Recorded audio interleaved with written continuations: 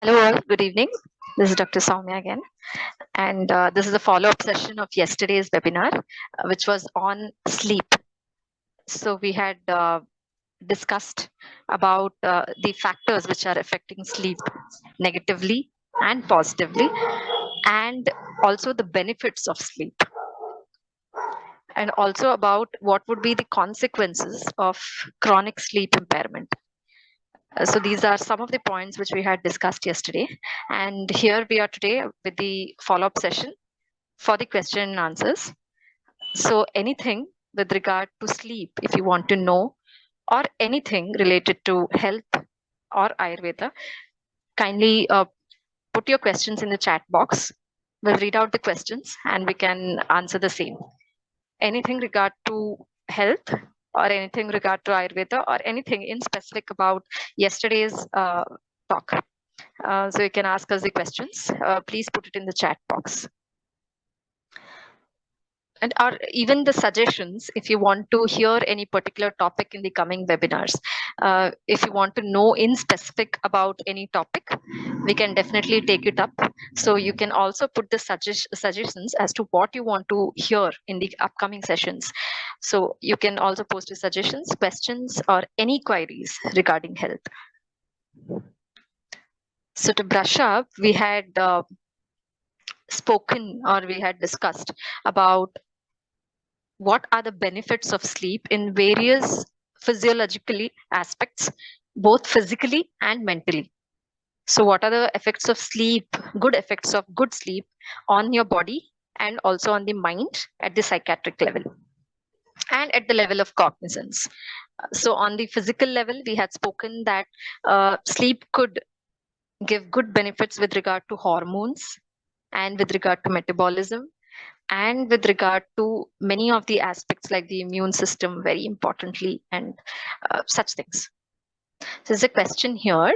What are some recommendations to help stabilize the body with traveling between extreme time zones or adjusting between work time shifts, jet lag, day to? Okay, so this is one of the very important factors which I had spoken about yesterday, which could affect sleep negatively. So constant changing of work shifts or constant traveling with different time zones could definitely affect your sleep because it affects the circadian rhythm. See, body of a human being always works according to a rhythm. Okay, and this rhythm is called as a circadian rhythm, whether it is appetite or whether it is sleep.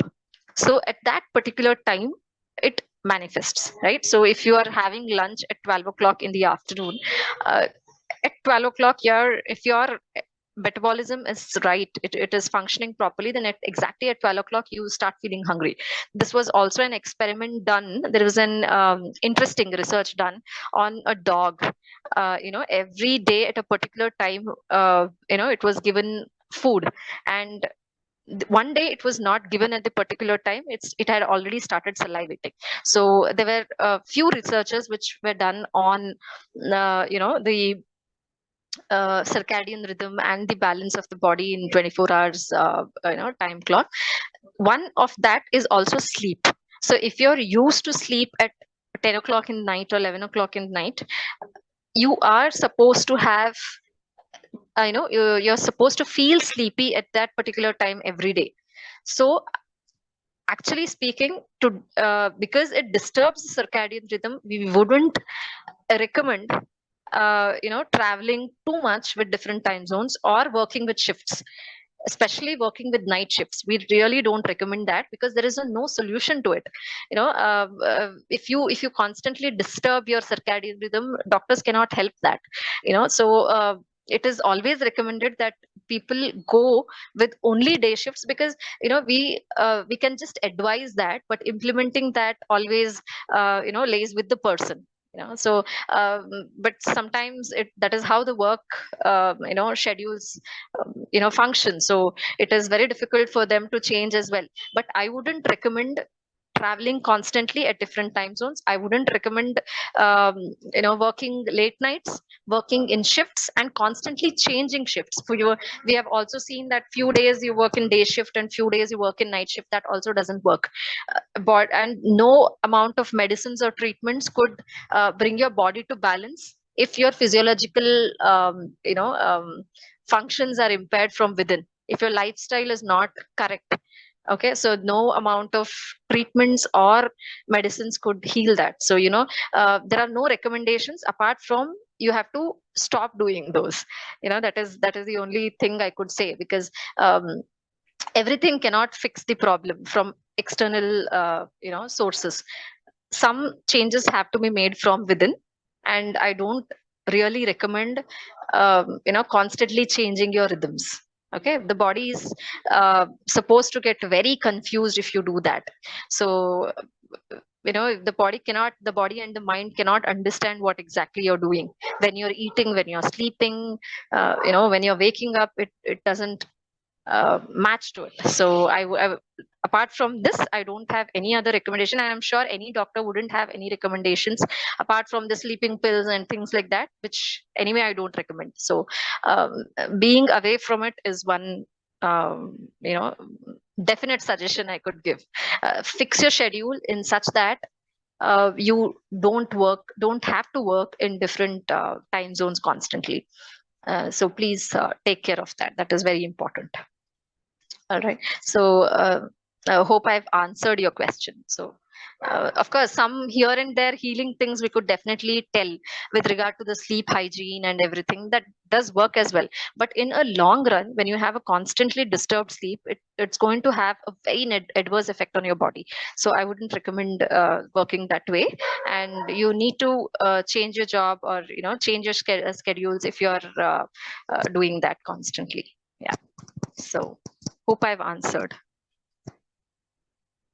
because I've already actually told as to what could be the possible side effects with constant um, sleep disturbances or sleep changes. So see, there is one thing in Ayurveda which is also called as Nidana Parivarjana. Okay. So Nidana Parivarjana is keeping away the causes of the effects of the body, effects of the disease. So Nidana Parivarjana is where the cause of that particular disease is avoided. When the cause of the particular disease here is erratic sleep schedules, then it is you cannot help it. You have to keep it away. So no amount of treatments can help you then. So we have another question, which is there a cure for insomnia in Ayurveda? See, cure is a very strong word, I would say, but there is definitely solution for insomnia in Ayurveda. Very good solutions in Ayurveda, in fact, I would say, because there are many treatment protocols which are explained for sleep disturbances. But again, it depends on whether the insomnia is primary or secondary. So what is primary insomnia is that you don't have any apparent causes for the sleep disturbance, like as I told you yesterday in the effects, factors affecting sleep, that if you have a pain or if you have any other secondary health conditions because the disturbance of which you have insomnia, definitely when the first disease is cured or managed well, you get good sleep. So secondary insomnia is even better. Primary insomnia again depends on the cause. Since many years you don't have good sleep, that is again chronicity. There is a chronicity, it is a little difficult, but definitely Ayurveda has very good solutions for insomnia, I would say.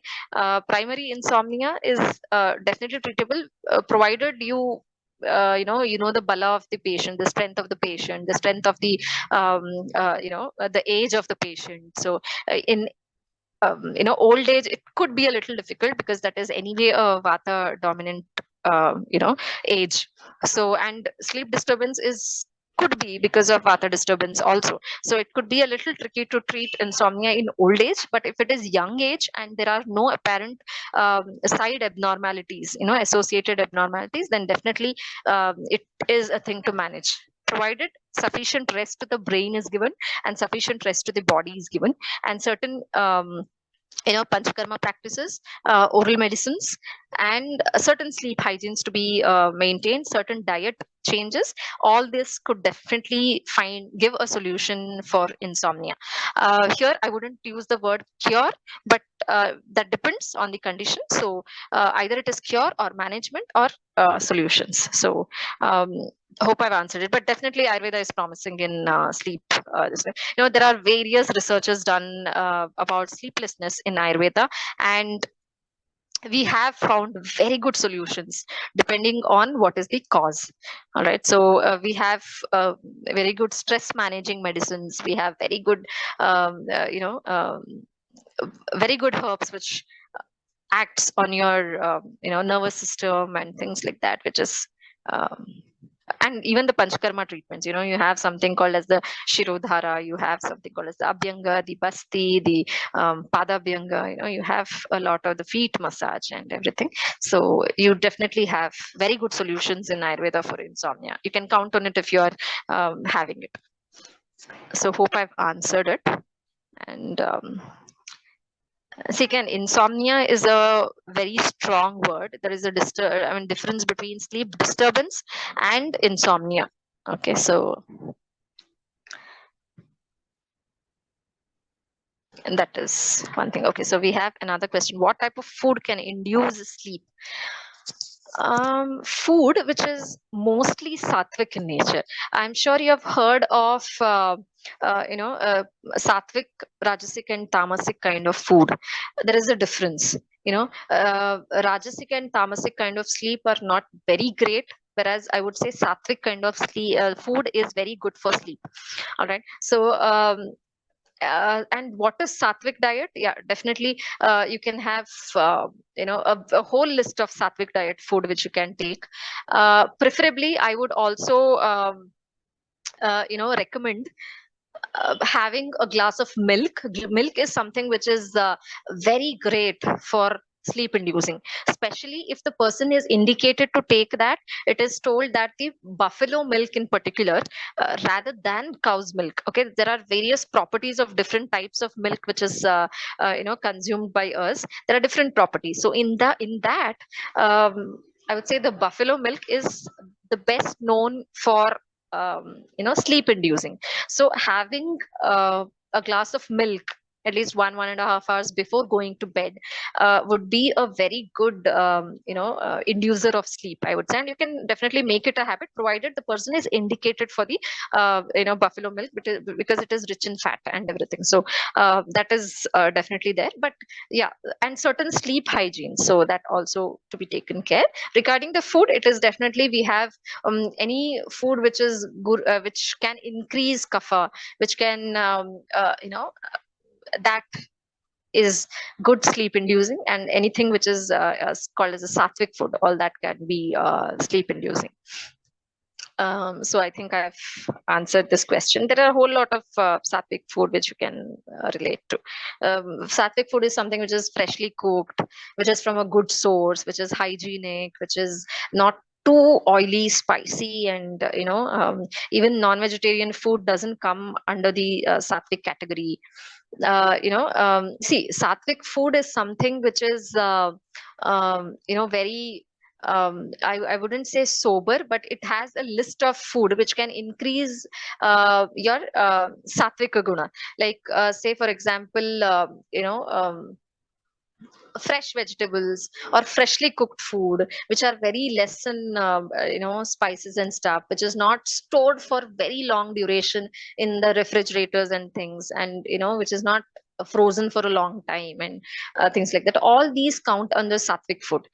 Rajasic food is where it is high on oil, spices, chilies, and all these are coming under the rajasic food, which could disturb sleep. So you will have to reduce the quantity of the rajasic food which you're taking, and increase the amount of sattvic food. Definitely you can see your sleep improving meanwhile. So these are the types of food. I think that's a very good question, that knowing the type of food which induces sleep. In fact, we are also planning to extend this sleep related topic if you want to hear anything specifically related to sleep, like anything, the mechanism or the stages or the sleep hygiene according to Ayurveda, or the herbs which in Ayurveda, or the treatments in Ayurveda which helps in sleep, definitely you could suggest to us as to what you want to hear, and we could definitely come up with that topic. um, so please do suggest, or anything else, even apart from sleep. If you want to hear about any other disease or condition, or if you have any other health condition, or anything, please do let us know about what we can talk about, you know because the most spoken topic is better to be taken, and the most want, which is, it is in need, of course, so we can take such topics, definitely. So please do suggest to us also. And there is a small write up in the you know Ayurdynamic app regarding the sleep as well. You can go and check it on the app. Thank you, thank you so much. Hope I've answered the two queries. So any other question related to sleep, we can definitely talk about it right now, or anything, as I told you, anything related to health, anything related to Ayurveda, anything related to any disease condition, anything.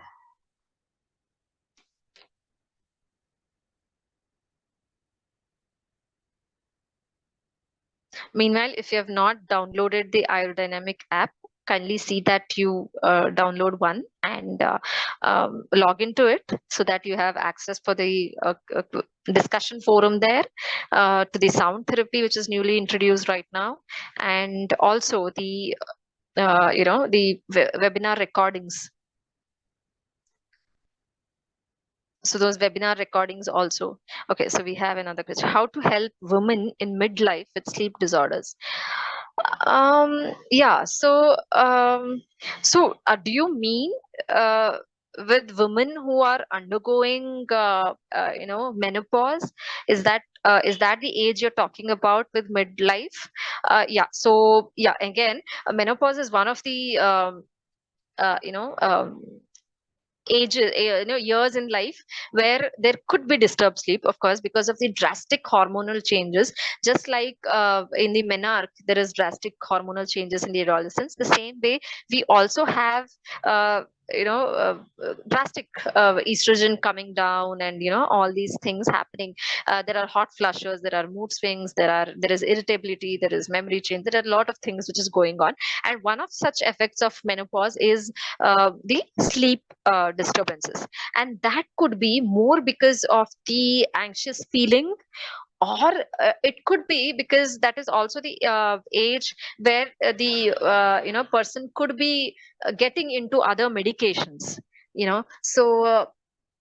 That also depends. If the person has already started developing diabetes or any sort of other lifestyle disorders which accompanies the menopause, because if a lady has attained menopause already or in the procedure of it, there is every chance that the person, there is a high risk time for developing the lifestyle disorders.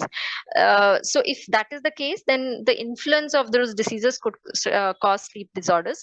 If even nothing, the sudden hot flushes and palpitations and the anxiety kind of things which could happen in the middle of the night could disturb your sleep. All right, so if either ways, it is treated effectively in Ayurveda. Again, the sleep hygienes and the herbs, basically, you have wonderful single herbs and formulations like shatavari and things like that to manage menopause time very well. And we call some group of herbs as Medhya Rasayanas. All right. So what are Medhya Rasayanas is something which helps in the psychiatric aspect and the mind aspect and the memory aspect and all of that. So those Medhya Rasayanas, which are formulations or single herbs which are given during the menopause, also helps in people who are undergoing that. Okay, and it's a process of, hormonal changes for about 4 5 years for few, and it could extend for few. I know it depends on person to person, it runs in the family as well. So that depends on what diseases are accompanied along with the menopause, and that also depends whether it is only a pure menopausal anxiety kind of thing which is causing sleep disturbance.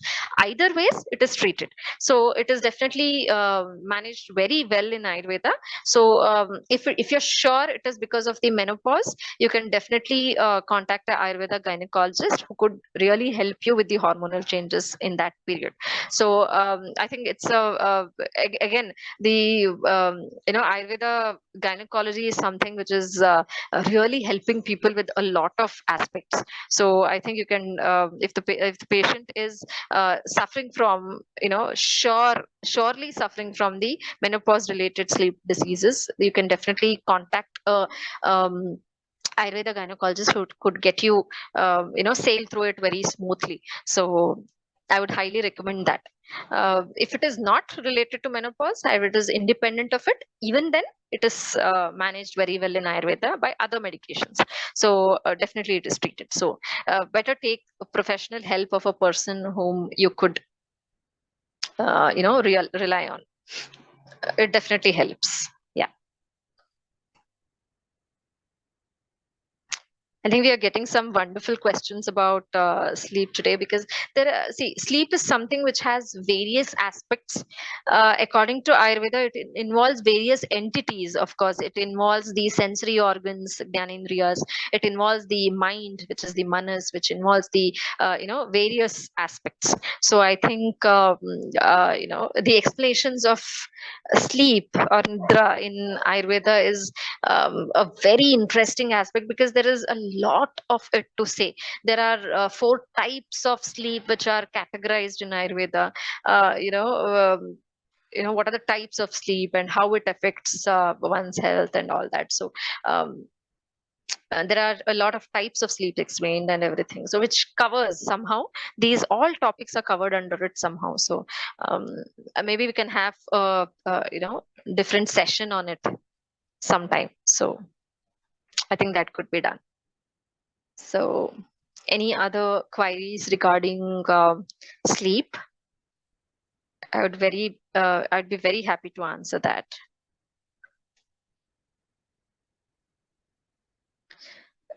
See, again, telling, naming the herbs and asking to take in general, uh, for any condition for that matter, not only sleeplessness, wouldn't help much, or it could even cause adverse effects. So I generally don't prefer naming the formulations on a public forum without seeing the patient in person.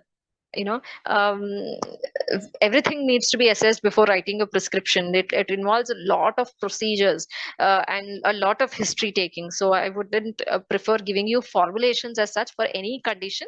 But yeah, general tips and tricks could be definitely shared, which is common for all. But prescriptions and panchakarma procedures would be, individualized. So that couldn't be done. For that, you definitely need to consult a physician. So in person. So that is the whole point. But single herbs sometimes here and there, which is like, as I told you, shatavari for menopausal age and things like that, it is a common one. So it could be told. Otherwise, it is not very much recommended for a doctor to share home remedies or medications in general for anyone. It doesn't work that way. So any other questions regarding sleep or anything related to Ayurveda or health? Any doubts you have, you can feel free to shoot your questions in the chat box or in the Ayurdynamic app. Again, you could do that. So we are basically here to build a forum, a group of health enthusiasts, um, both the givers and the seekers, and the discussions, and a group who is pro health. So this is what Swasthyam is all about. Ayurdynamic is all about. So Please make use of the platform, because we find very less genuine sources out there. So if you haven't downloaded the app, kindly download it today, and we could discuss there as well.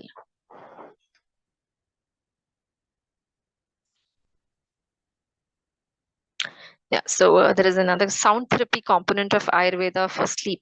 Yeah, sound therapy basically is a different, branch of science. Ayurveda is doesn't have direct, what do you say, the reference of sound therapy as such in Ayurveda textbooks. Okay, so we don't find the direct reference of sound therapy or different sounds which could help in sleep particularly. But yeah, sound therapy does help, though it is not directly considered a part of Ayurveda, but definitely it is based on some research, and it could help in sleep as well. And the sound is something which is individualized to you, to the person basically. So we could definitely go for it. The sound therapy, there are various sound therapies which are introduced, which can calm down the mind in Ayurdynamic app. You could definitely go and check them, and please make sure that you keep your sound not on very high volume. Keep it moderately or low, and which is comfortable to you. And uh, you know it'll definitely help you for psychological healing, and thereby introduce good sleep to you. So sound therapy, it is an organic approach basically towards psychological healing, and thereby indirectly which could organize your sleep better. So though it is not directly a part of Ayurveda text, it can definitely help, because that is based on research, of course. So it does help. It has helped a lot of people, and we generally know that plugging in some music, some light music, will definitely help in sleep. So um, and everyone has their own comfort zones for going into sleep. Some people feel a good sleep, good feel sleepy while reading a book. Some people with music, some people with a light walk, or something. So it depends on person to person. Sound therapy definitely helps. I think you can go and check on the Ayurdynamic app. It definitely helps you. And we are also planning to introduce different types of sound therapies in the future, so you can keep updated there as well. Of course, the one common thing what I could suggest to you is the feet massage, and the avoiding of caffeine or substances, or screen times at least 2 hours before sleep. Don't have a very heavy dinner just before going to bed. Okay, and have a particular time every day to go to bed.